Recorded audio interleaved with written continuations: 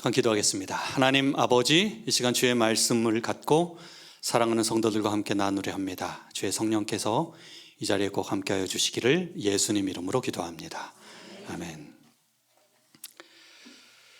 문제가 대세가 되어서 문제 드리도록 하겠습니다. 이제 문제를 안 내면은 이제 아이들이 막 아우성을 치더라고요. 왜 문제 이번에는 없냐고. 문제 나갑니다. 자, 다음 숫자나 단어로 연상되는 인물은 누구입니까? 이제 쉬운 문제를 낼 수가 없어요. 이제는 굉장히 이제 기대치가 있기 때문에 초성 이런 거 어지간하면 안 냅니다. 막 연상 퀴즈에 삼성 우리 이명기 장로님이 가장 좋아하는. 예.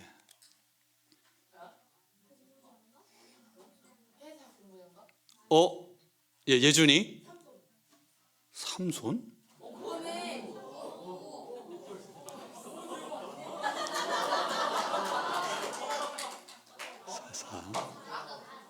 시력, 힘, 낙이 턱뼈, 머리카락. Three hands 괜찮지 않아요, 이거? 예. 정답 삼손이었습니다. 예, 선물 예준이. 예.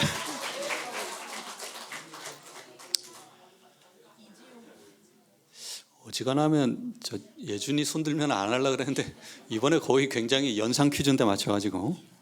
여러분, 삼손의 이야기는 머리카락을 중심으로 이렇게 전개가 됩니다. 하지만 이것은 삼손 이야기의 전부가 아닙니다. 우리가 머리카락에 집중함으로 중요한 것을 놓치는 경우가 있습니다. 그 내용에 대해 좀 살펴보기를 원합니다. 사사기 13장 5절에 보게 되면, 보라 내가 잉태하여 아들을 낳으리니 그 머리에 삭도를 대지 말라.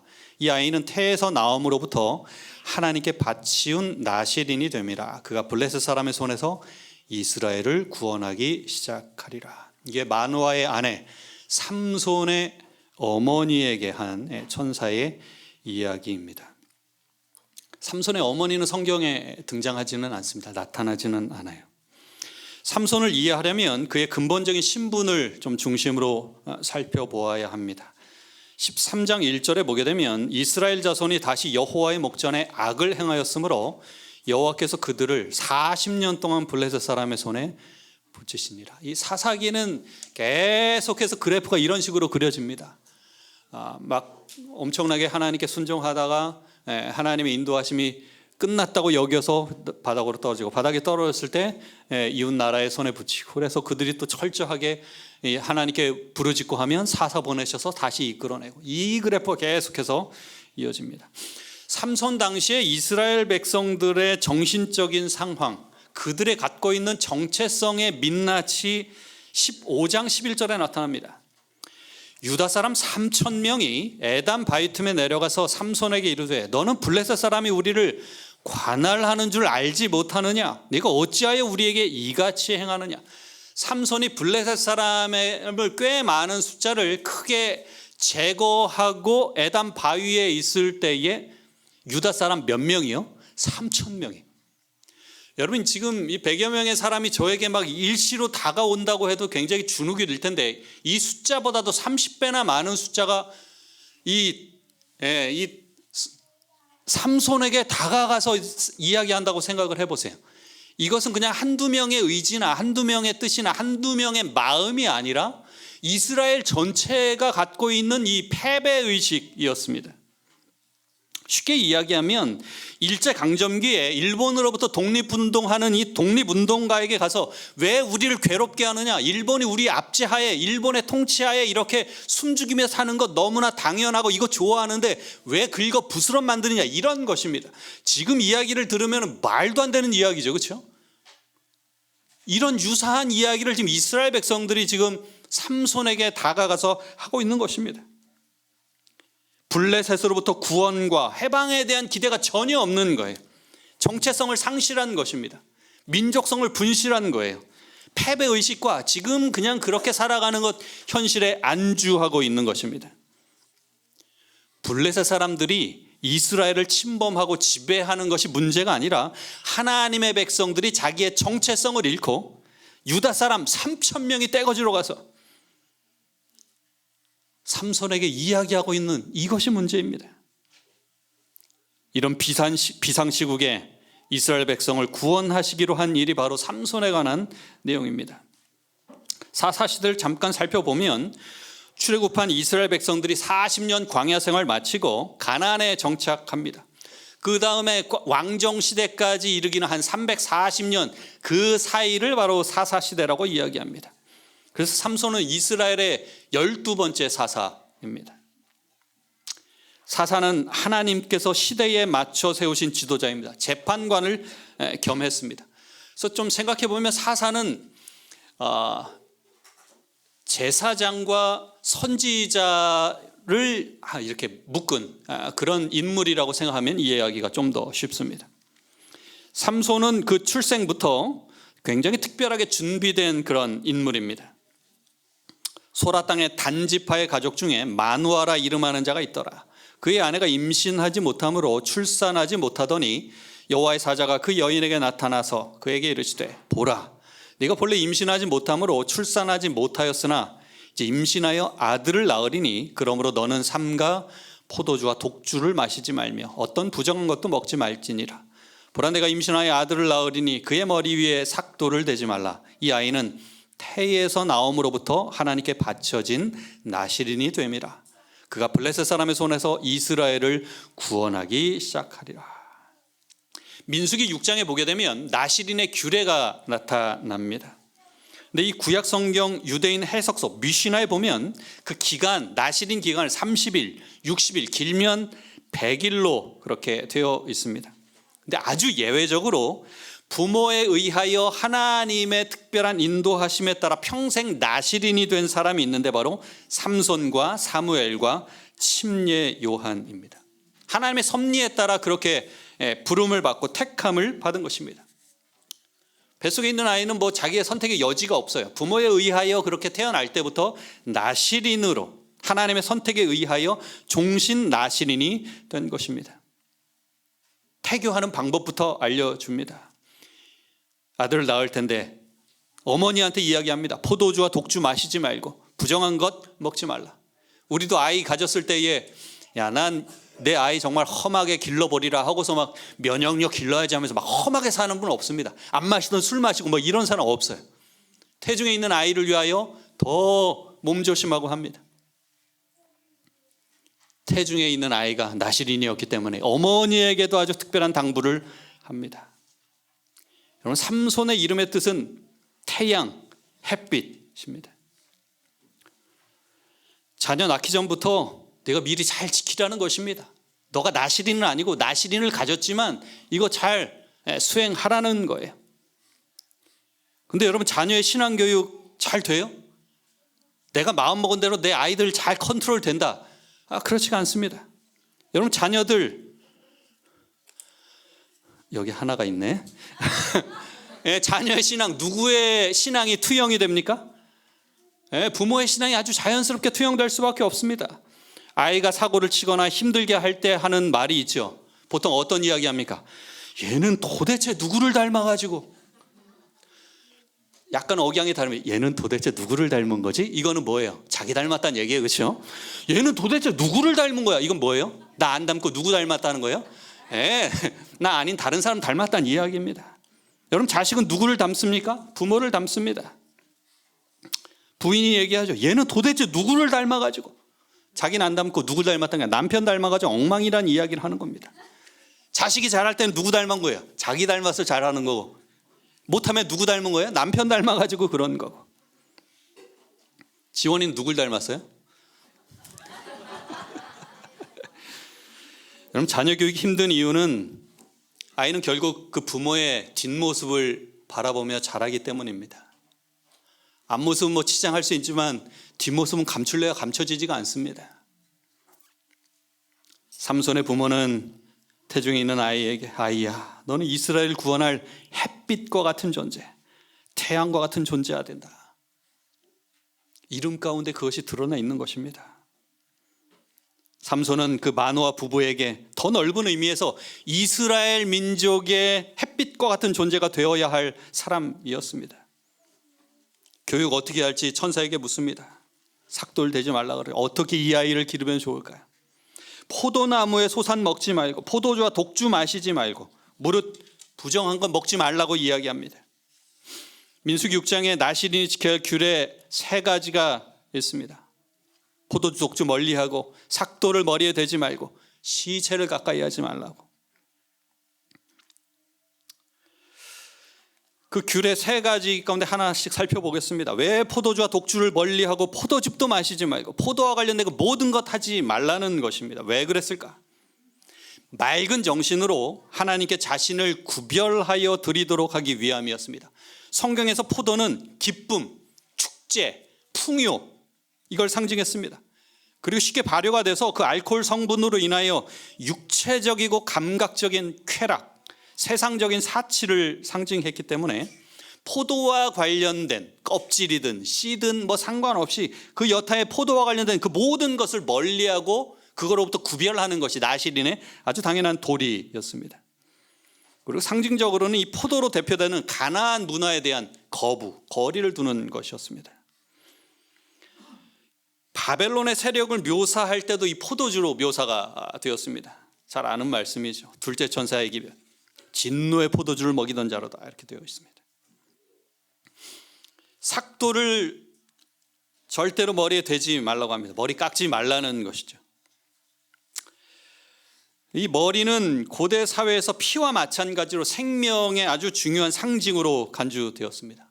그래서 이것을 자르지 않는 것은 하나님의 주권을 인정하는 것이었습니다. 오직 하나님만이 나의 경배의 대상이라는 것을 나타내는 거예요. 하나님만이 나의 유일한 근원이고 그것을 인식해서 자기의 모든 힘을 다하여 하나님께 영광을 돌리기로 결심하는 것을 나타내는 것이 바로 삭도를 대지 않는 것이었습니다. 그리고 3번째는 시체를 만지지 말라고 합니다. 시체 만지는 일 좋아하는 사람은 없지만 결국에 이 죽음, 시체는 죄악이 빚어낸 결과이기 때문에 의식상으로 굉장히 부정하게 취급을 합니다. 그리고 시체를 멀리하라는 것 곧 죄악을 멀리하라는 것입니다. 나시린의 시체 접촉 금지 규정은 레위기 21장의 제사장의 규정보다도 훨씬 더 엄격했습니다. 제사장의 경우에는 부모와 형제가 사망했을 경우에는 그 시체를 만질 수가 있었습니다. 그런데 나시린은 그렇지가 않았어요. 절대 어떠한 경우에도 시체를 가까이 해서는 안 되는 것이었습니다. 나시린에게 요구하는 거룩함의 요구는 제사장보다 훨씬 더 엄격하였습니다. 이 나시린의 서원 기간은 자신이 정할 수가 있어요. 미시나에 아까 말씀드렸듯이 30일, 60일, 100일이라고 하는데 길면 특별한 언급이 없으면 보통 30일이었습니다. 이 서원 기간이 끝나면 그 서약에서 해제가 되는 것입니다. 해제되는 의식은 각종 제물을 드린 다음에 머리를 깎는 것이었습니다. 그리고 머리를 깎고 나면 이제 나시린이 그 해제되었기 때문에 이제 포도 음료를 마실 수가 있었습니다. 민수기 6장에 그 내용이 나옵니다.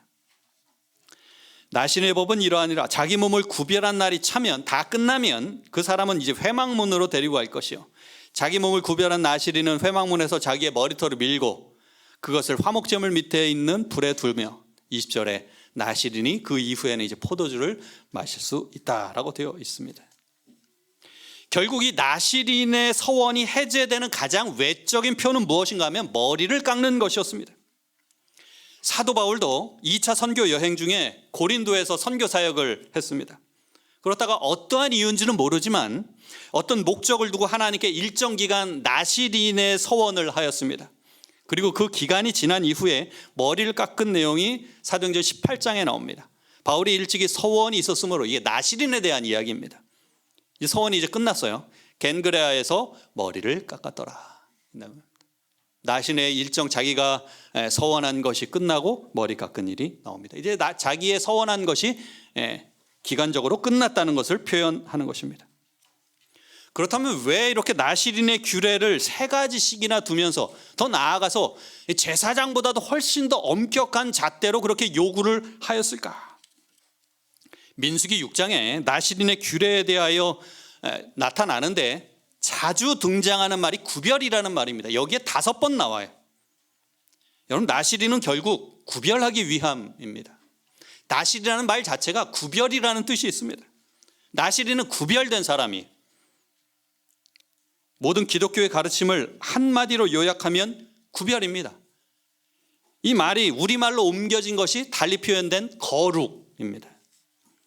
그래서 정리하면 나시린은 구별된 사람이고, 구별은 결국에는 거룩이고, 그래서 성도, 거룩할 성자 쓰는데 구별된 백성입니다. 성일, 안식일 구별된 날입니다. 거룩한 날이면서 성물, 구별된 물건입니다. 성소, 구별된 장소예요. 이 야마 피아노 강남에 어디 매장에 있을 때에는 그냥 피아노였습니다. 교회에 오면서 이것이 무엇이 되는가 하면 성물이 되는 거예요. 그렇게 거룩하게 구별된 삼손이 사사로 성장합니다. 내가 거룩하니 너희 몸을 구별하여 거룩하게 하라. 그 소년이 성장할 때는 그런 비상한 체력을 가졌음이 판명되었다. 막 원펀치 쓰리강냉이가 되는 거예요. 힘도 막 엄청나게 세지는 것입니다. 그냥 악수 딱 하는데 사람이 막 손이 막 으스러지고 막 이런 거예요. 신나겠죠, 그렇죠? 힘도 막 어마어마하게 해서 그의 튼튼한 근육에 의한 것이 아니고 그의 체력이 그의 깎지 않은 머리가 상징하는 바와 같이 나시린으로서의 조건에 의한 것이었다. 조건에 대한 이야기가 나옵니다. 나시린의 조건이 충족되면 힘이 있고, 나시린의 조건이 상실되면 힘이 없고 힘이 빠지는 것입니다. 이런 삼손의 모습 가운데 이제 안타까운 상황, 태양이 지는 14장 1절에 함께 크게 읽어보겠습니다. 시작.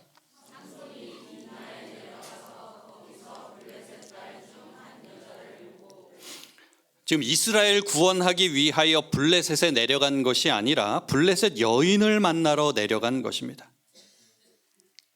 하나님의 기대와 반대로 엇나가는 모습을 단적으로 보여줍니다.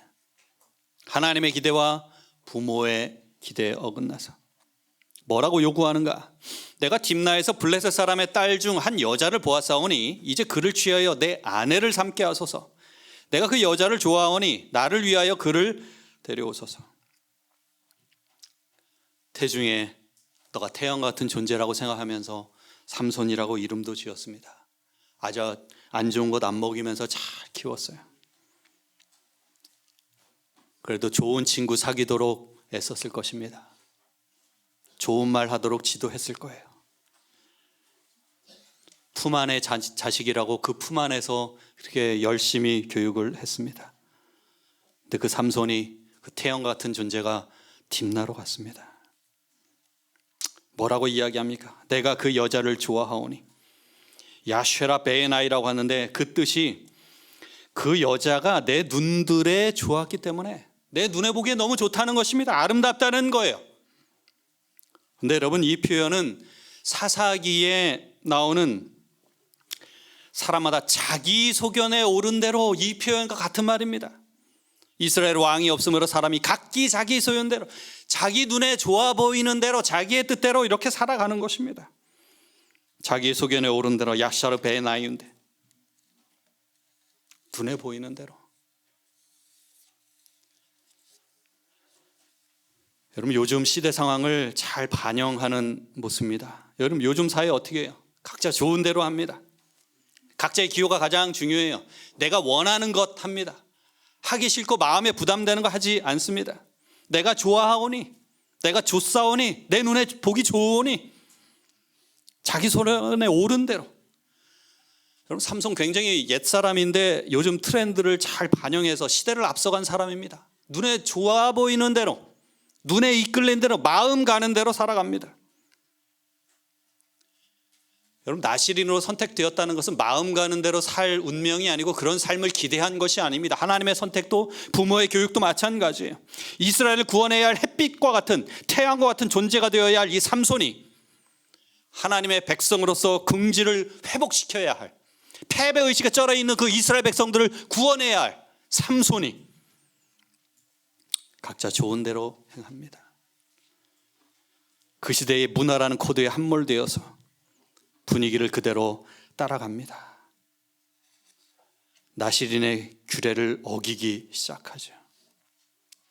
삼손이 그 부모와 함께 딥나에 내려가서 딥나의 포도원에 이른즉 어린 사자가 그를 맞아 소리를 지르는지라. 삼손이 여호와의 신에게 크게 감동되어 손에 아무것도 없어도 그 사자를 염소 새끼를 찢음같이 찢었으나 그는 그 행한 일을 부모에게도 고하지 아니하였고 그가 내려가서 그 여자와 말하며 그를 기뻐하였더라. 얼마 후에 삼손이 그 여자를 취하려고 다시 가더니 돌이켜 그 사자의 주검을 본즉 사자의 몸에 벌떼와 꿀이 있는지라.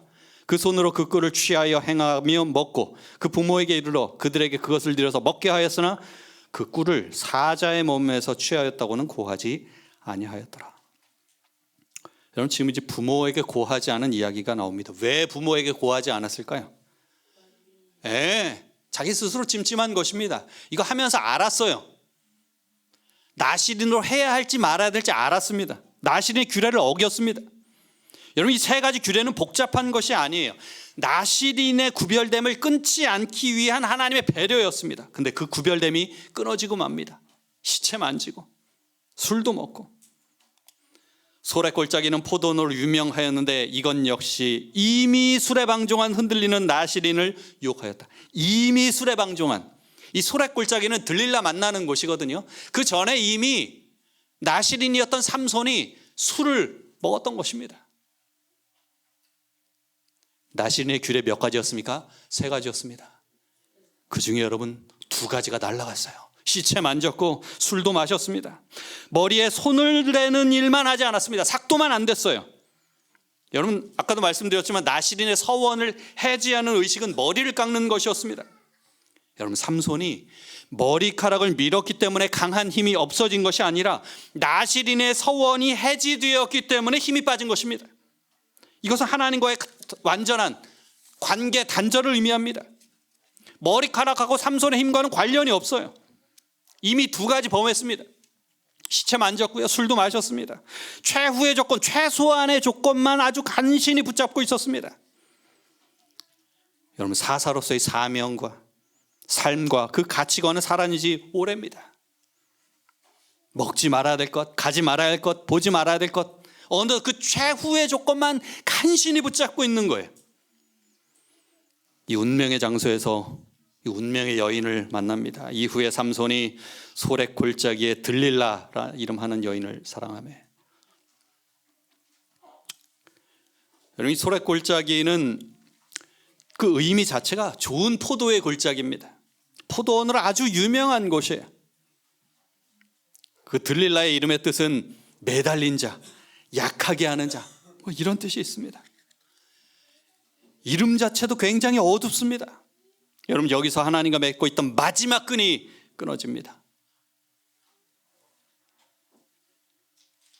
민수기 6장 5절에 그 서원을 하고 구별하는 모든 날 동안은 삭도를 절대로 그의 머리에 대지 말 것이라. 자기 몸을 구별하여 여호와께 드린 날이 차기까지 그는 거룩한 즉 그의 머리털을 길게 자라게 할 것이며. 이 들릴라가 이 블레셋 사람들에게 포섭됩니다.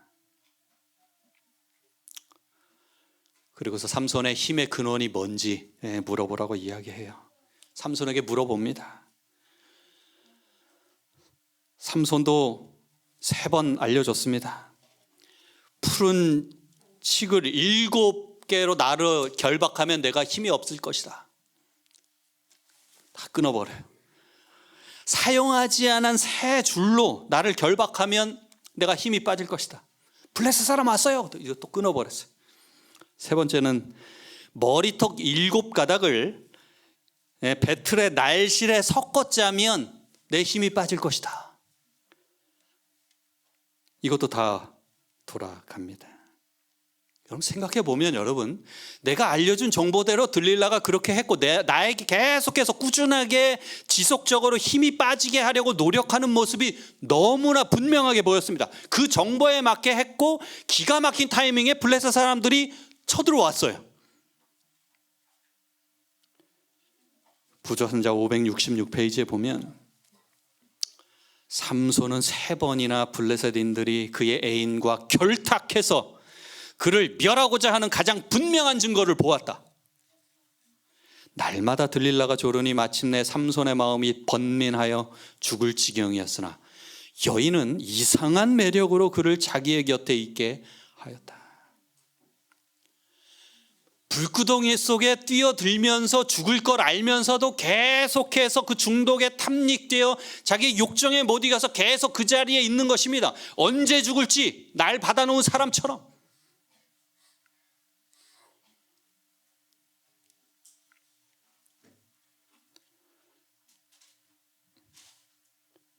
여러분의 삶 가운데에 이렇게 여러분을 얽어매고 있는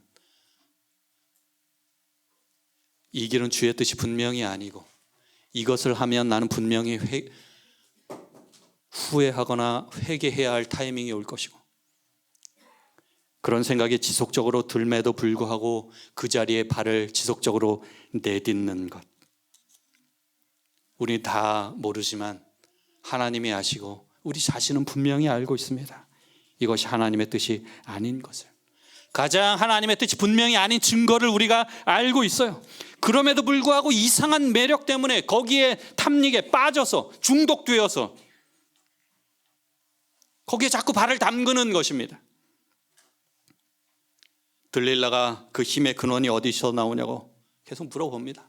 이 세 번째 물어본 것, 그 머리카락 얘기 나온 것부터 심상치 않습니다. 삼손이 진심을 드러내어 그에게 이르되 내 머리 위에는 삭도를 대지 아니하였나니 이는 내가 모태에서부터 하나님의 나실인이 되었습니다. 만일 내 머리가 밀리면 내 힘이 내게서 떠나고 나는 약해져서 다른 사람과 같으리라 하니라. 여러분, 왜 삼손의 힘이 없어졌는가? 여호와께서 그를 떠났기 때문입니다. 하나님과의 언약 관계가 끝났기 때문입니다. 구별된 언약 관계가 끝나는 순간 하나님은 떠나셨습니다. 그리고 삼손에게서 힘이 빠졌습니다. 단순히 머리카락을 밀고 이것이 아니라 나실인의 서원이 완전히 어겨서 다 세계가 해제된 것입니다. 하나님의 신의 감동을 잃어버렸습니다. 앞서 세 번과 마찬가지로 블레셋 사람들이 들이닥쳤다는 들릴라의 외침이 들립니다. 삼손이 다시 힘을 쓰려고 했어요. 아무 소용이 없었습니다. 여러분, 이런 삼손의 상태를 사사기 16장 20절에 한 줄로 묘사하는데 굉장히 마음 아픈 내용입니다. 여호와께서 이미 자기를 떠나신 줄을 깨닫지 못하였더라. 모양은, 이름은 삼손입니다. 이미 떠나셨어요. 여러분, 마치 법궤 메고 엘리의 두 아들들이 블레셋과 전쟁 나가는 모습과 같습니다. 법궤가 큰 힘이 있을 줄로 알았습니다. 법궤 메고 나갔을 때 두 아들 죽고 엘리도 그 여파로 목이 불어서 죽고 하나님이 이미 떠나셨음에도 불구하고 떠난 줄을 모르고 살아가는 것입니다. 여러분, 그의 힘의 원천은 머리카락이 아니라 하나님이셨습니다. 여러분, 부조와 선지자에 이렇게 설명합니다. 삼손은 거룩한 부르심의 조건을 조금씩 깨뜨려 갔다. 시체 만지고 만지지 말라고 했는데 술 마시고 하나님께서 오랫동안 참으셨으나 삼손이 그의 비밀을 누설할 만큼 죄악의 세력에 자신을 굴복하였을 때에 여호와께서는 그를 떠나셨다. 그의 긴 머리에 효능이 있었던 것이 아니었다. 그것은 다만 하나님께 대한 그의 충성의 증거일 뿐이었다. 그리고 그의 정욕의 방종으로 그 탐닉 때문에 그 상징을 잃었을 때 그것이 나타내는 축복도 역시 상실되었다. 여러분, 사탄이 우리의 믿음의 생활을 허무는 것도 이와 같습니다. 한 번에 다가오지 않아요. 큰 거 하나로 다가오지 않습니다. 이러면 차라리 나을 수도 몰라요. 근데 조금씩 허물어 갑니다. 눈 떠보면 다 그냥 매몰되어 있는 거예요. 사기 16장 21절에 블레셋 사람들이 그를 붙잡아 그의 눈을 빼고, 여러분, 태양과 같은 존재가 눈을 뺐습니다. 어두워진 거예요. 암흑입니다. 그 이름과 정반대의 상황에 놓인 것입니다. 끌고 가사에 내려가 놋줄을 메고 그에게 옥에서 맷돌을 돌리게 하였더라. 여러분, 구약시대의 맷돌은 사람이 돌리게끔 되어 있지 않습니다. 짐승이 돌리는 거예요. 햇빛과 같은 사람, 이 삼손이 짐승과 같은 존재가 되어서 연재 맷돌을 돌리는, 계속 하루하루를 짐승처럼 살아가게 되는 것입니다. 여러분, 사람이 사람 구실 못할 때 짐승만도 못한 사람이라고 이야기합니다. 벌레만도 못한 인간이라고 이야기해요. 그 지경에 이르렀습니다. 삼손은 맷돌 돌리면서 정말 자기의 과거를 철저하게 회개하였습니다. 고통과 굴욕과 블레셋인의 희록을 받는 가운데 삼손은 이제까지 그가 알고 있던 것보다도 자신의 연약함을 더욱 많이 알게 되었고, 그의 고통은 그를 회개의 길로 인도하였다. 여러분, 때에 따라서 나의 의지와 상관없이 내 삶에 고통이 혹 다가온다면 이것이 회개의 길로 인도하기 위한 하나님의 특별한 섭리일 수도 있습니다. 여러분, 삼손이 메인 몸이 되어서 이제 술 마시는 일도 할 수 없었습니다. 시체를 만질 수도 없었습니다. 그러면서 이제 머리카락도 조금씩 자라기 시작했습니다. 사사기 16장 22절에 그의 머리털이 밀린 후에 다시 자라기 시작하니라. 여러분, 이 말씀을 다른 말로 표현하면 다시 하나님이 그와 함께 나실인 서약을 맺을 수 있는 기회가 생기니라, 이 이야기입니다. 회복의 기회가 생긴 거예요. 사사기 16장 28절에 얘기합니다. 삼손이 여호와께 부르짖어 이르되 주 여호와여, 구하옵나니 나를 생각하옵소서. 하나님이여, 구하옵나니 이번만 나를 강하게 하사 나의 두 눈을 뺀 블레셋 사람에게 원수를 단번에 갚게 하옵소서. 여러분, 이 기도를 들은 하나님의 심정이 어땠을까요? 처음에 그를 택하셨을 때의 하나님의 기대는 적어도 이런 모습은 아니었을 것입니다. 여러분, 아이러니하게도 이스라엘의 사사에 임명된 이후에 삼손 생애의 기도는 딱 2번 나옵니다. 첫 번째가 사사로 부름받아서 나귀 턱뼈로 이 블레셋 사람 1000명을 제거하고 얼마나 갈증이 났겠어요. 그때 이야기합니다. 삼손이 심히 목이 말라 여호와께 부르짖어 이르되, 주님 저 목마릅니다. 그리고 이번이 2번째예요. 다곤에게 제사 지내고 그 축제의 장, 그들에게 축제였지만 하나님에게는 정말 패배의 장처럼 느껴지는 바로 그곳, 하나님의 종 사사가 그곳에서 짐승처럼 웃음거리가 되고 있는 것입니다. 거기서 기도하죠. 삼손이 여호와께 부르짖어 이르되, 부모를 외면하고 그렇게 허송세월 살던 자식이 갑자기 철이 들어서 부모를 향해 지금 도움을 요청하는 것입니다. 만감이 교차했을 것입니다.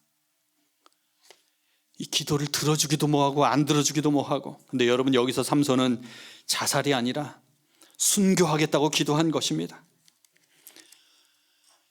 여러분, 하나님의 뜻임에도 불구하고 헌신적인 삶 속에서도 쉽게 들어줄 수 없는 기도가 바로 이 순교의 기도예요.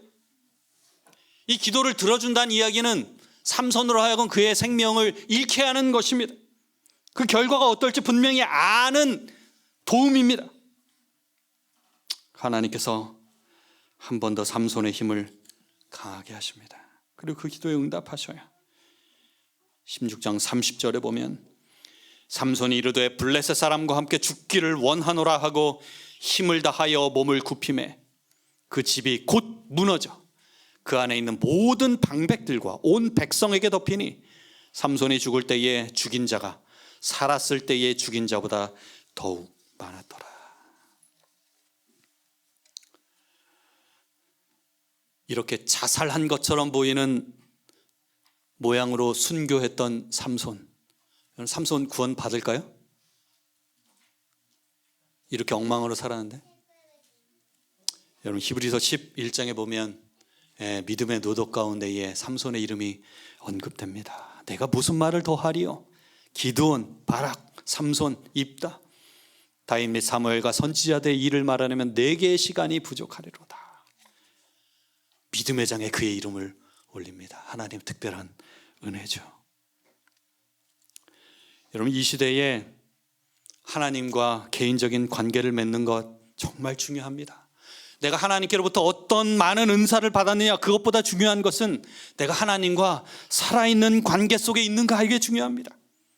여러분, 회개는 빠르면 빠를수록 좋아요.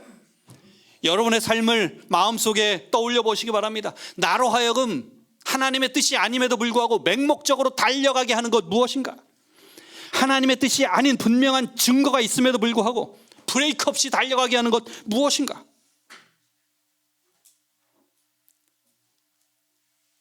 여러분의 머리 가운데에 떠오르는 것, 그것이 바로 나시린의 서원을 제하는 것과 같은 것입니다. 시체 만지고 술 마시고 마지막 남았던 그 머리카락, 여러분, 우리에게 있어서의 마지막 남은 머리카락 무엇입니까? 안식일입니까? 아니면 자녀입니까? 혹시 그 변방에서 마지막 국면에서 넘나들고 있지는 않습니까? 여러분, 우리들 사이에서 하나님의 백성, 하나님의 자녀임을 나타내는 것과 그렇지 않은 세상과 구별이 점점 사라지는 것이 있다고 하면 반드시 여러분 이거 회복해야 합니다. 부조선자 568페이지에 삼손을 통하여 당신께서 블레셋 사람의 손에서 이스라엘을 구원하기 시작하시리라는 하나님의 약속은 성취되었으나 하나님께 찬양이 되고 민족의 영광이 되었을 삼손의 생애의 기록은 얼마나 어둡고 무서운가. 만일 삼손이 거룩한 부르심에 충실했더라면 그가 명예를 얻고 높임을 받는 가운데서 하나님의 목적이 성취되었을 것이다. 그러나 그는 유혹에 굴복하고 그의 임무에 불충실하였기 때문에 그의 사명은 패배와 속박과 죽음에서 성취되었다. 여러분, 마지막 말이 굉장히 이상한 표현인데 맞는 말입니다. 그의 사명이 패배와 속박과 죽음에서 성취되었다. 이스라엘 백성들의 입장에서는 이게 성취입니다. 근데 삼손의 입장에서는 뭐예요? 패배예요. 죽음으로 그의 삶이 끝났습니다. 아주 사사로서 명예롭게 죽은 것이 아니었습니다. 삼손은 육체적으로는 이 세상에서 가장 강한 사람이었으나 자제와 성실과 확고부동함에 있어서는 가장 약한 자 중에 한 사람이었다. 강한 정욕의 소유자를 강한 인물로 오해하는 자들이 많으나 사실은 정욕의 지배를 받는 자는 약한 사람이다. 막 우악하는 사람도 있으면서 야, 씩씩한데 남자다워. 이거 굉장히 위험스러운 표현입니다. 인간의 참 위대함은 그가 감정을 지배할 힘으로 측정되는 것이지 그를 지배하는 감정의 힘으로 측정되는 것은 아니다. 감정을 다스리는 자, 노하기를 더디하는 자, 자기의 마음 가는 대로 하지 않고 중심을 잡고 살아가는 사람, 이것이 그 인간의 참다운 위대함을 나타내는 측정 기준이라고 이야기합니다. 사랑하는 삼패동교회 성도 여러분, 이제 다시금 든든한 삼겹줄과 같은 하나님과의 그 언약 관계를 다시금 회복하시고 태양과 같은 존재로 구원하시는 그 하나님의 사랑에 감사하시면서 우리를 다시금 받아주시고 힘주시는 그 하나님께 오로지 헌신하시는 우리 모든 성도들 되실 간절히 바라며 말씀을 마치겠습니다. 기도하겠습니다. 하나님 아버지, 오늘 이스라엘 12번째 사사였던 삼손의 생애를 통해 우리의 힘이, 우리의 영적인 능력이 근육이나 재능이 아닌 오직 하나님과의 언약 관계에서 온다는 사실을 다시금 알려주셔서 감사합니다. 우리가 세상의 소음과 유혹에 밀려서 구별된 나시린의 정체성을 잃어버리고 살진 않은지 다시금 돌아보게 하여 주시옵소서. 깎여나간 머리털이 다시 자라는 것처럼 이 시간 우리의 철저한 회개를 통하여 주님과의 관계가 다시금 회복되게 하여 주시옵소서. 다시는 어둠 속에 머물지 않고 세상의 빛으로 살아가게 하여 주시옵시기를 지금도 여전히 살아계신 예수님 이름으로 간절히 기도드리옵나이다. 아멘.